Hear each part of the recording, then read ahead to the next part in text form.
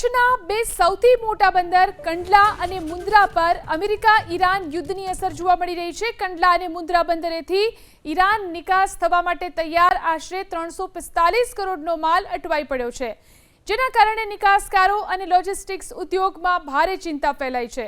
વાણિજ્ય અને ઉદ્યોગ રાજ્યમંત્રી જીતિન પ્રસાદે લોકસભામાં આપેલા આંકડા અનુસાર કંડલા દીનદયાળ પોર્ટ પર 1 માર્ચ સુધીના આંકડા મુજબ અહીં 35,962 ટન ચોખા, ચા અને જીવનરક્ષક દવાઓનો જથ્થો અટવાયેલો છે। આ માલનું ફ્રી ઓન બોર્ડ મૂલ્ય 305 કરોડ છે।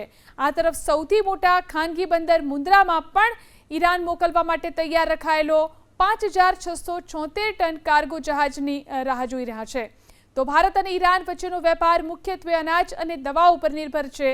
ઈરાન ભારતીય બાસમતી ચોખાના સૌથી મોટા અને મહત્વના ખરીદારોમાંનું એક છે, પરંતુ વર્તમાન ભૌગોલિક રાજકીય તણાવની વચ્ચે સપ્લાય ચેઇન તૂટી ચૂકી છે।